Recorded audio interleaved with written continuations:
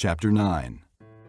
Abimelek, son of Jerubbaal, went to his mother's brothers in Shechem, and said to them and to all his mother's clan, Ask all the citizens of Shechem, which is better for you, to have all 70 of Jerubbaal's sons rule over you, or just one man?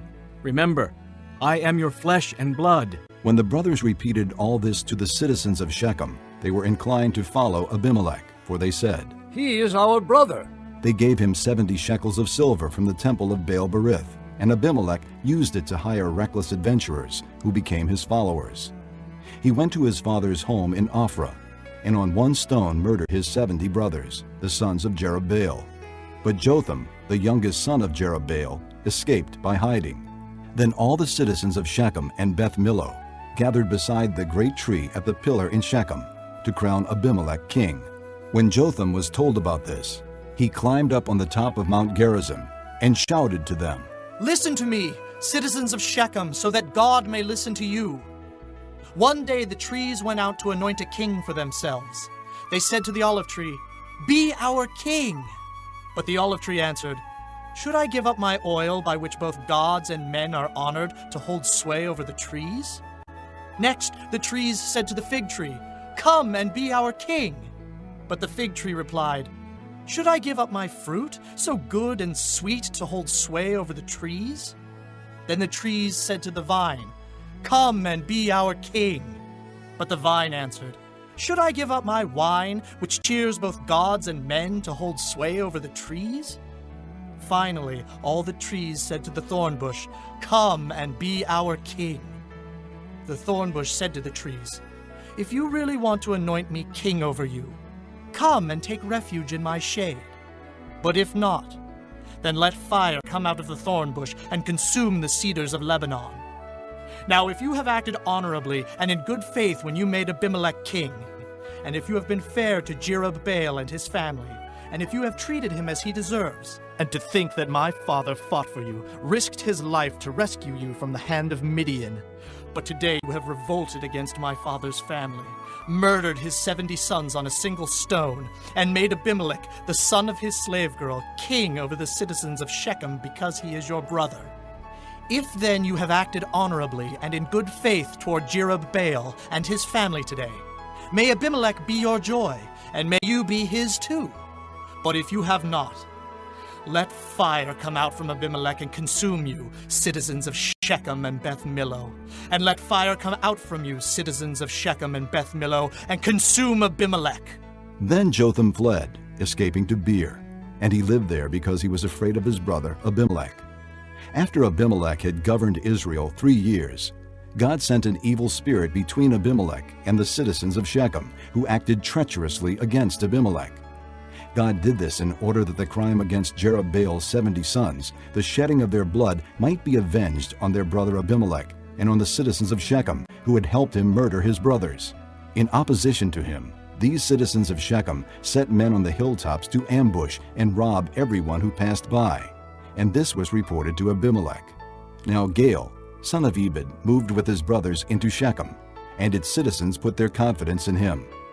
After they had gone out into the fields and gathered the grapes and trodden them, they held a festival in the temple of their God. While they were eating and drinking, they cursed Abimelek. Then Gaal, son of Ebed, said, Who is Abimelek and who is Shechem, that we should be subject to him? Isn't he Jerubbaal's son, and isn't Zebul his deputy? Serve the men of Hamor, Shechem's father. Why should we serve Abimelek?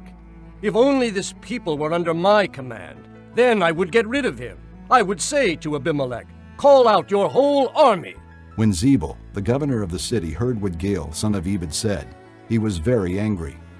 Under cover, he sent messengers to Abimelek, saying, Gaal, son of Ebed, and his brothers have come to Shechem, and are stirring up the city against you.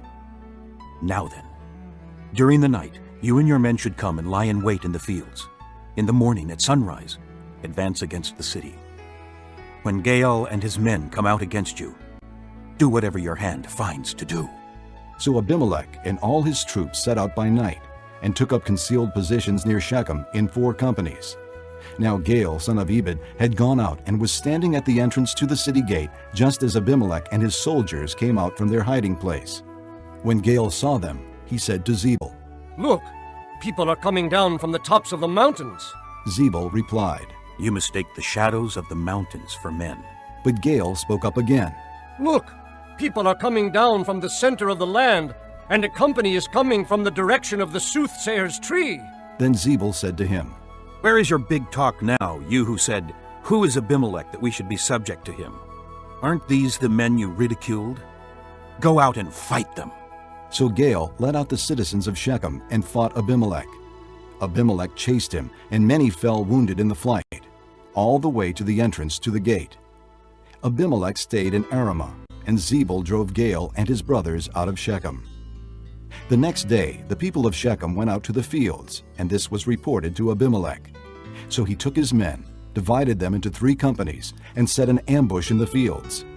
When he saw the people coming out of the city, he rose to attack them.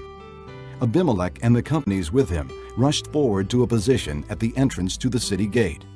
Then 2 companies rushed upon those in the fields and struck them down. All that day Abimelek pressed his attack against the city until he had captured it and killed its people. Then he destroyed the city and scattered salt over it.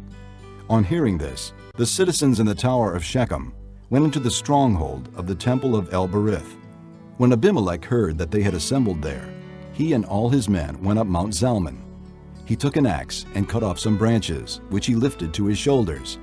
He ordered the men with him, Quick, do what you have seen me do. So all the men cut branches and followed Abimelek. They piled them against the stronghold and set it on fire over the people inside. So all the people in the tower of Shechem, about 1,000 men and women, also died. Next, Abimelek went to Thebez and besieged it and captured it. Inside the city, however, was a strong tower, to which all the men and women, all the people of the city, fled. They locked themselves in and climbed up on the tower roof. Abimelek went to the tower and stormed it. But as he approached the entrance to the tower to set it on fire, a woman dropped an upper millstone on his head and cracked his skull. Hurriedly, he called to his armor-bearer, Draw your sword and kill me, so that they can't say, a woman killed him. So his servant ran him through, and he died. When the Israelites saw that Abimelek was dead, they went home. Thus God repaid the wickedness that Abimelek had done to his father by murdering his 70 brothers. God also made the men of Shechem pay for all their wickedness. The curse of Jotham, son of Jerubbaal, came on them.